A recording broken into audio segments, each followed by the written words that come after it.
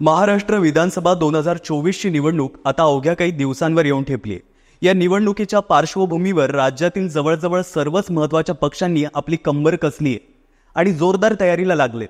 सक्षम उमेदवाराची आणि चांगली ताकद असलेल्या मतदारसंघाची निवड करण्याची प्रक्रिया सध्या राज्यातील पक्षांकडून सुरू आहे। परिणामी ही निवडणूक जिंकण्यासाठी स्थानिक पातळीवर सुद्धा पक्षाकडून आतापासूनच रणनीती आखली जाते। दरम्यान लोकसभा निवडणुकीत चुरशीच्या लढतीत पराभव स्वीकारावा लागलेल्या संभाजीनगरच्या चंद्रकांत खैरे यांनी आता विधानसभेसाठी शड्डू ठोकलाय। आगामी विधानसभा निवडणुकीत छत्रपती संभाजीनगर पश्चिम मतदारसंघातून निवडणूक लढवण्यासाठी चंद्रकांत खैरे इच्छुक असल्याचं मत त्यांनी बोलून दाखवलंय। उद्धव ठाकरे यांनी आदेश दिला तर मी पश्चिममधून निवडणूक लढेल, मला गद्दारांना पाडायचं आहे असा निर्धारही चंद्रकांत खैरे यांनी केलाय। त्यामुळे आता खैरेंच्या विधानसभा लढण्याबाबतच्या निर्णयाबद्दल उद्धव ठाकरे यांची नेमकी भूमिका काय असणार आहे हे पाहणं महत्त्वाचं ठरणार आहे। पण महत्त्वाची गोष्ट म्हणजे खैरेंनी त्यांचे विरोधक संजय शिरसाट यांच्यावर टीका तर केलीच आहे, पण शिवसेना ठाकरे गटात नवीनच प्रवेश केलेल्या स्वपक्षीय नेत्यावर म्हणजेच राजू शिंदेंवरही टीका केली आहे। त्यामुळे खैरेंच्या मनात नेमकं काय चाललंय कळायला मार्ग नाहीये। कारण संभाजीनगर पश्चिम मधून राजू शिंदे विधानसभेसाठी मोर्चे बांधणी करतायत आणि आपल्याच पक्षातील एका ज्येष्ठ नेत्याकडून जर त्यांना आव्हान मिळत असेल तर त्यांच्यासाठी ही काही चांगली बातमी नाहीये। काय झालंय नेमकं संभाजीनगरमध्ये? खैरेंनी आपल्या टीकेत काय म्हटलंय? पश्चिम मध्ये त्रिशंकू परिस्थिती निर्माण होणार आहे का? जाणून घेऊया आजच्या या व्हिडिओमधून। नमस्कार, मी सर्वेश, तुम्ही पाहताय सत्य पे सत्ता, थोडक्यात पण महत्त्वाचं। शिवसेना आणि संभाजीनगरचं नातं 80च्या दशकापासूनच आहे। शिवसेनेचा मराठवाड्यात जन्म झाला तेव्हा सामान्य चंद्रकांत खैरे यांचाही राजकीय जन्म झाला। 1988 पासून खैरेंनी जिल्ह्यात आपलं अधिराज्य गाजवलं। एक सामान्य व्यक्ती, मिलमधला कर्मचारी, नगरसेवक, आमदार, मंत्री ते 4 वेळा खासदार राहिलेला राजकारणी अशी ओळख त्यांनी मिळवली। पण 2019 साली MIMच्या इम्तियाज जलील यांच्याकडून त्यांचा पराभव झाला आणि तो पराभव त्यांच्या जिवारी लागला। तेव्हा ते त्यांना हिरवा साप वगैरे बोलायचे। अधूनमधून अंबादास दानवे आणि त्यांच्यातली धुसफूसही बाहेर पडायची। 2024च्या लोकसभेला सुद्धा दानवेंनी खैरेंना जोरदार विरोध केला, पण उद्धव ठाकरेंनी दाखवलेल्या विश्वासामुळे खैरेंना तिकीट मिळालं। पण यंदा 2019 पेक्षाही दारुण पराभव झाल्यामुळे चंद्रकांत खैरे यांचं राजकीय करिअर संपल्यात जमा होतं। तसं त्यांनी लोकसभेआधी आपली ही शेवटची निवडणूक आहे असं म्हटलं होतं, पण सहजासहजी माघार घेतील ते खैरे कसले।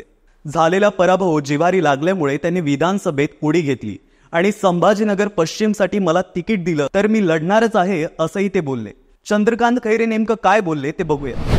या मतदारसंघात पहिला हिंदू आमदार मी झालो होतो। 1990 मध्ये मी आमदार झालो। 1995 मध्ये आमदार झालो। त्यानंतर मला शिवसेना प्रमुख बाळासाहेब ठाकरेंनी दिल्लीत पाठवलं। दिल्लीत मी 20 वर्ष काढली। यावेळी या ठिकाणी धोका झाला। जे आत्ताचे गद्दार आहेत त्यांना पैशांची मस्ती आहे। छत्रपती संभाजीनगरमध्ये हेलिकॉप्टरने पैसे आलेत, पण पोलीस आयुक्तांनी त्याकडे दुर्लक्ष केलं। लोकसभेला पैशांचा वापर करून मला पाडण्यात आलं। हे सगळं असलं तरी लोक चिडलेत। उद्धव ठाकरेंचं वलय शरद पवारांचं वलय आहे, त्यातून ही विधानसभेची जागा आम्ही जिंकू शकतो। कन्नड, वैजापूर, गंगापूर या जागाही जिंकायच्या आहेत।